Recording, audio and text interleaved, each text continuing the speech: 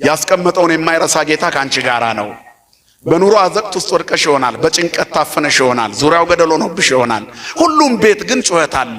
ሁሉም ቤት ግን ጭንቀት አለ። ሁሉም ሰው ጥያቄ አለው። እግዚአብሔር በዚህ ፈተና ውስጥ ግን አሻግሮ የምትተርኪበት ቀን ይሰጥሻል። ስሙ የተመሰገነ ይሁን። ብዙ ጥያቄዎች አሉ። ጓዳ በብዙ ጥያቄ የተሞላ ነው። መኝታ ሰላም አጥቶ ሊሆን ይችላል። ማዕድህም በፍርሃት የተሞላ ይሆናል።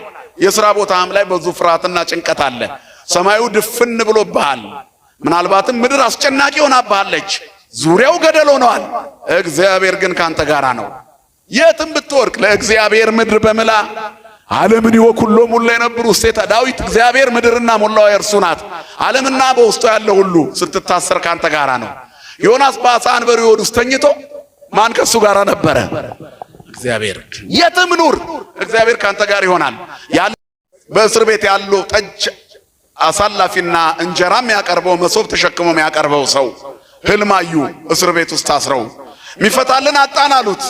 ህልም የሚፈታ ከእግዚአብሔር የተሰጠው ነው። ንገሩኝ አላቸው። እኔ ዕብራዊ ነኝ፣ እስራኤላዊ የያዕቆብ ልጅ ከወንድሞቼ ተገፍቼ የመጣው እናት አባቴ የሌለኝ ባይተዋር እናቴ ታናሽ ወንድሜን ስትወልድ የሞተች በእንጀራ እናት ያደግኩ አባቴ እጅግ ይወደኝ የነበረ የኔን ነገር ሰምቶ በሕይወት ይኖር ይሆን? እንደሚወደኝ አውቃለሁ። ስለዚህ አባቴ ምናልባት በፍቅር ብዛት ያለቅሳል፣ አይኖቹም ይጠፋሉ፣ ይሞታል። አባቴ ሚናፍቀኝ ምስኪን ነኝ፣ ማንም የለኝ፣ ምንም ሳላጠፋ ታስሬያለሁ አለ። ለእስር የዳረገው የጲጥፋራ ሚስት አብሬ ካልወደቅኩ ብላው ነው። እምቢ ስላለ ኃጢአትን እምቢ ስላላችሁ ትገፋላችሁ። የሚናከሰውን ዓለም ስላልተባበረች ኦርቶዶክስ ትገፋለች። ቅርጽ ያላት ሃይማኖት ናት። እዚህ ማንም መጥቶ ማውራት አይችልም። እዚህ ዝም ብሎ መቅደስ ውስጥ መግባት አይችልም። ስርዓቱ የሰማይ ስርዓት ነው በምድር ያለው። ስለዚህ ለመግባት ራስን ማዘጋጀት ያስፈልጋል። በዚህ ምክንያት ከውጭ ያሉ ብዙ ሰዎች ውስጥ ስለማይገቡ ይሰድቧታል። ነገር ግን በሩ ለነሱ አልተዘጋም። ምእመን ሆነው መኖር ይችላሉ። ነገር ግን የሚፈልጉት ሌላ ስለሆነ ቤቱ አይመችም። በዚህ ምክንያት ምራቁን የሚተፋብን፣ ጥርሱን የሚያፋጭብን፣ አፉን የሚያላቅቅብን ብዙ ነው።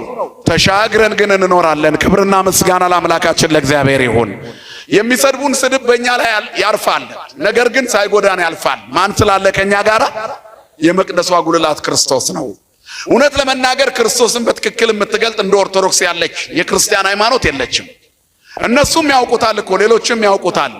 ነገር ግን እነሱ ፍላጎታቸው ሌላ ነው። እዚህ ቤት ውስጥ አንድ የእስልምና እምነት ተከታይ ተመልሻለሁ ብሎ ቢመጣ እዛ ባለው የአምልኮ ልብስ መቆም ይችላል? ንገሩኝ እንጂ አይችልም። አያችሁ፣ ከዚህ ቤት ከወጡ በኋላ ቤቱን ከጠሉት በኋላ ልክ አይደለም ይሄ ቤት ካሉ በኋላ ልብሱን መልበስ ለምን አስፈለገ? ቢዝነስማን ናቸው። አያችሁ፣ ሃይማኖታዊ ፐርሰናሊቲ የላቸውም። ቁመናቸው የተዛነፈ ነው። ሳንቲም ነው የሚሸቱት። እለ ከርሶሙ ያመልኩ ወእለ ሄሉ ዘውስተ ምድር ወክብሮሙ ሐሳሮሙ እለ ዳሪቶሙ ለእርትምና ይላችኋል ቅዱስ ጳውሎስ። ዘከመ እሙንቱ ጸላይቱ ለመስከረ ክርስቶስ ነው። የክርስቶስ መስቀል ጠላቶቹ ነው አይደለ? እስመ ብዙኃን እለ ይሐውሩ ዘከመ ነገረክሙ ዘልፈ ወኢዜኒ ገሃደ እነገረክሙ። ከዚህ በፊቱ ደጋግሜ እንደነገርኳችሁ አሁንም እነግራቸዋለሁ አለ ቅዱስ ጳውሎስ። የመስቀሉ ጠላቶች ይበዛሉ። ቆብና ቀሚስ አውልቀው ከወጡ በኋላ ለቀረጻ ብለው ይለብሱታል፣ ለንግድ ብለው ይለብሱታል። ለሃይማኖት የሚለበሰውን ለገንዘብ ይለብሱታል። ለሃይማኖት የተያዘውን መስቀል ለንግድ ይጨብጡታል፣ ጨብጠውት ይሰድቡታል። ዘከመ እሙንቱ ጸላይቱ ለመስቀለ ክርስቶስ የመስቀሉ ጠላቶች ናቸው። መጨረሻቸው ጥፋት ነው። እግዚአብሔር መጨረሻችንን ያበጅልን። ገሃነም አፏን ከፍታ የምትጠብቃቸው ሰዎች በዝተዋል።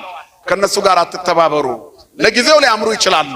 በአመፅና በግፍ ስራ የረከሱ መንፈሳቸው ከእግዚአብሔር እቅፍ በመለየት ያደፉ ሰዎች ምድራዊ ኑሯቸው ለጊዜው ነው የሚያስቀናው፣ ግን ያልፋሉ። እስመ ከመሳይ ፍጡነ ይብሱ ነው፣ እንደ ሳር ፈጥነው ይደርቃሉ ነው። እግዚአብሔር ከመድረቅ ይሰውረን ሁላችንንም።